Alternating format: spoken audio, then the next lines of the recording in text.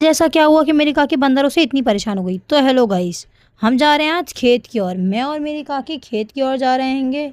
और भाई साहब खेत का व्यू क्या निखर के आ रहा है। एक मिनट भाई, इतना मज़ा आ रहा है, यहाँ पे इतनी फ्रेश एयर आ रही है।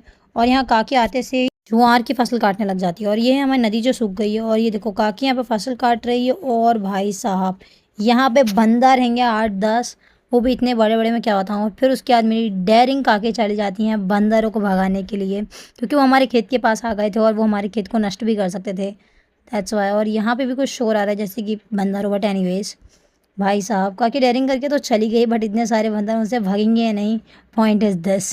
अब काकी ने लठ तो उठा लिए उन्हें मारने के लिए, और काकी ने लठ मार भी दी है। और 2-3 बंदर भग भी गए हैं भाई साहब। पर यहाँ पे जो एक बंदर है वो बहुत ज़्यादा ज़िद्दी है, वो भाग ही नहीं रहा है गाइस। अब कितना भी कुछ कर लो, अब काकी हार मान के आ गई हैं और हम बंदर को उनके हाल पे छोड़ के चले जाते हैं घर की ओर। भाई साहब ये जो पेड़ है इसमें मेरी बहुत पुरानी याद है। मेरे भांजे मुझे डराने की कोशिश कर रहे थे जैसे कि मैं डर ही जाऊंगी। और ये है हमारा पुराना वाला घर गाँव का। और भाई साहब ये है हमारा कुआं। मैं पास जाके दिखाती हूँ भाई, इसमें कितना कूड़ा आ गया है गाइस, मैं क्या बताऊँ। और अब आ गए अब हम देसी अंदाज में गाइस। और अब खेत को करते हैं हम टाटा बाय बाय।